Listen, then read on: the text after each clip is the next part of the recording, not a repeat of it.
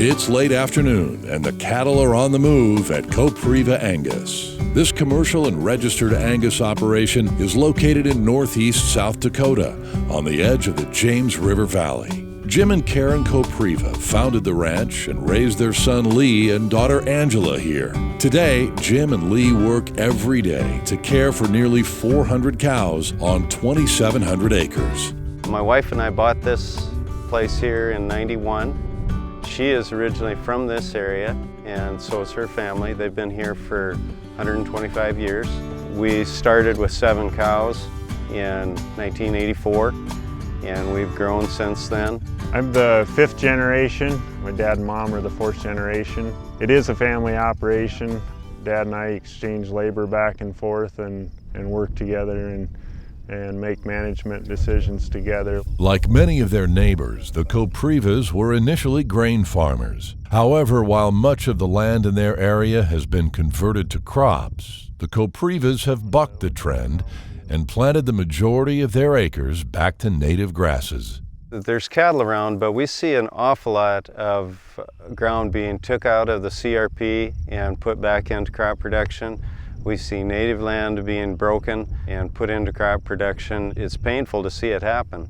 We realize that it's not the best suit for the land and the resources that we have available to farm it. And I think over the long term, it's really been beneficial to have grassland and have established grass on cropland. It seems to be the best fit for our mindset and what we want to do and how we want to manage our resources and land base. Rotational grazing has been key to maximizing production at Kopriva Angus. The Koprivas worked with NRCS to install over 20,000 feet of cross fencing, which has allowed them to increase their cattle numbers. The main part of our grazing scheme is to always have acres of the operation resting, not getting grazed. And so if you have the ability through fencing and water development to focus a group of cows in an area of the pasture and then graze it and then move them to another area and rest the area that you had prior grazed, that really is beneficial. It's pretty amazing to talk to neighbors that were here in the area before we started, to have them say how many head of cattle were on a certain area of grass. And now today we can have about 3 or 4 times that many just by simply managing the resources, by fencing off areas, rotating the area that they're grazing, and being able to just manage those resources. We actually improved the grass and improved our income off of that land. And so we've been very impressed with it. It takes a little bit of management, a little bit of materials, but the payoff is far greater. It's well worth it.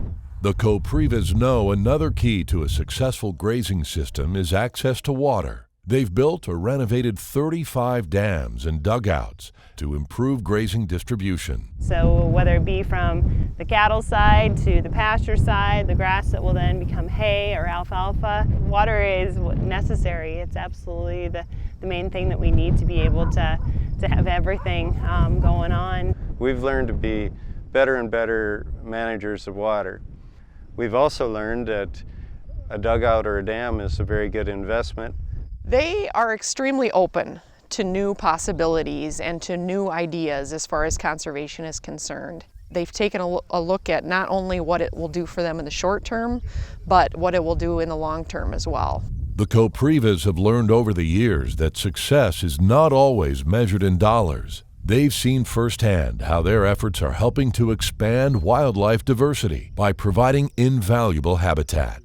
It's fun to see all the different wildlife, and I think that shows that it's good for the ecosystem and everything else. Just being able to see that it's healthy, and that's where wildlife want to be, is where the healthy land is and the healthy resources as well. At Kopriva Angus, they've made conservation a family tradition, and they're committed to creating a sustainable operation for future generations. I hope that it continues to grow. I hope that we continue to learn from our environmental decisions, our stewardship decisions. We've seen so many people abuse the resources with apparently with no feelings of remorse. They're absolutely looking for the shiniest nickel they can find, and it pleases me that our management allows me to do what I know is right and protect the grass and take care of it and manage it and use it and still have the lifestyle I desire. I think it's our duty here on Earth to take care of the resources that we're given, and I really think that being a good steward is just part of life. It doesn't need to be anything fancy. If you can use the resources you have and take care of them, things will work out and you'll be working with Mother Nature instead of working against her.